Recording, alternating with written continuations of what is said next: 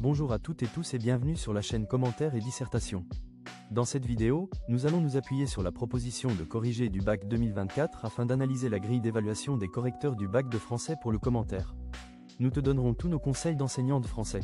Mais avant de commencer cette vidéo, nous te proposons de t'abonner si ce n'est pas encore fait, d'activer la cloche pour recevoir nos prochains contenus et si ce type de vidéo t'intéresse, merci d'appuyer sur le pouce vers le haut.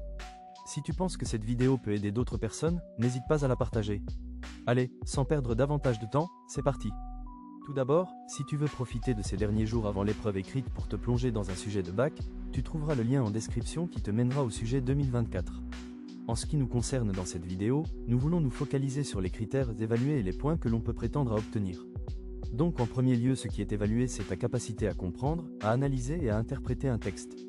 D'ailleurs, tu noteras que le premier niveau, celui de la compréhension, est distingué de la capacité à analyser qui relève d'un deuxième niveau de compétence. Ce second niveau est évalué avec le troisième niveau qui consiste à interpréter. Pour être bien clair dans cette distinction qui est faite, la compréhension, c'est ton premier niveau d'appréhension des enjeux du texte. Tu montres alors que tu as compris, qui est au centre du texte, où se déroule l'action, à quel moment ou dans quelle temporalité.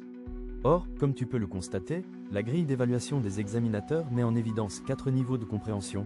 Le candidat n'a pas saisi le sens du texte, le candidat a très partiellement saisi le sens du texte, le candidat a saisi l'essentiel du texte malgré quelques confusions, le candidat a saisi le sens du texte.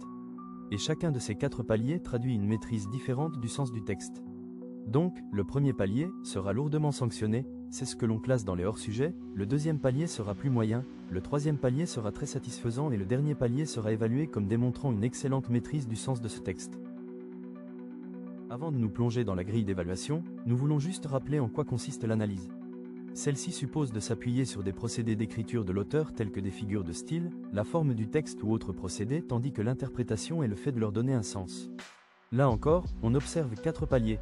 Le candidat ne propose pas d'analyse du texte, ce qui est lourdement sanctionné par 1 à 6 points, tandis que si le candidat entreprend d'analyser le texte ou d'en proposer une interprétation superficielle ou peu pertinente, sa note est plus encourageante, entre 7 et 11 points.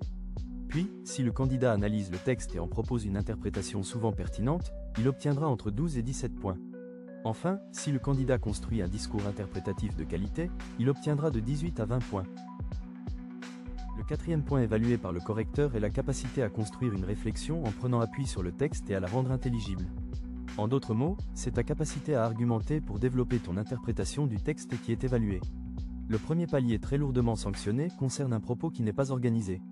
Puis, le deuxième palier un peu moins sanctionné concerne un propos organisé de manière peu pertinente. Ensuite, le fait que ton propos soit organisé de manière globalement cohérente est plutôt bien valorisé. Enfin, lorsque le propos est organisé de manière cohérente et qu'il suit un fil conducteur perceptible et pertinent, le devoir est très bien noté. Nous te signalons au passage que le fil conducteur mentionné renvoie à la problématique, tu l'auras compris. Nous avons fait une vidéo sur la question, nous te mettons le lien en description.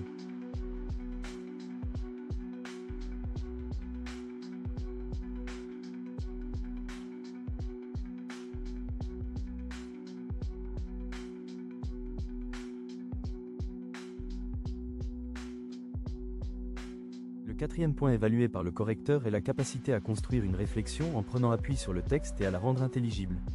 En d'autres mots, c'est ta capacité à argumenter pour développer ton interprétation du texte qui est évalué. Le premier palier très lourdement sanctionné concerne un propos qui n'est pas organisé. Puis, le deuxième palier un peu moins sanctionné concerne un propos organisé de manière peu pertinente. Ensuite, le fait que ton propos soit organisé de manière globalement cohérente est plutôt bien valorisé. Enfin, lorsque le propos est organisé de manière cohérente et qu'il suit un fil conducteur perceptible et pertinent, le devoir est très bien noté. Nous te signalons au passage que le fil conducteur mentionné renvoie à la problématique, tu l'auras compris. Nous avons fait une vidéo sur la question, nous te mettons le lien en description. Enfin, le dernier point évalué par l'examinateur est la maîtrise de la langue. Cette évaluation de la langue est subdivisée en 2 parties, la première s'attache à l'aptitude à respecter les normes orthographiques et syntaxiques. On observe 4 niveaux de respect de ces normes rédactionnelles. D'abord, lorsque le texte ne respecte pas, ou bien, dans le second palier qui respecte trop peu les normes d'orthographe et de syntaxe. Puis le palier supérieur valorise un texte qui respecte globalement les normes alors que le palier supérieur récompense très bien les normes. Voilà, nous espérons que cette analyse de la grille d'évaluation de l'écrit du bac de français a pu t'aider dans ton travail et dans tes révisions. N'hésite pas à aller sur notre site commentaires et dissertation.fr pour aller plus loin. Partage cette vidéo si tu penses qu'elle peut aider d'autres personnes. Merci d'avoir regardé cette vidéo et à bientôt.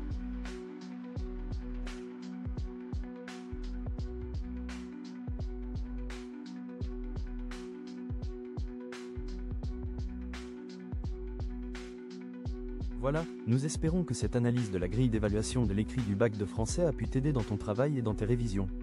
N'hésite pas à aller sur notre site commentaires et dissertation.fr pour aller plus loin. Partage cette vidéo si tu penses qu'elle peut aider d'autres personnes. Merci d'avoir regardé cette vidéo et à bientôt.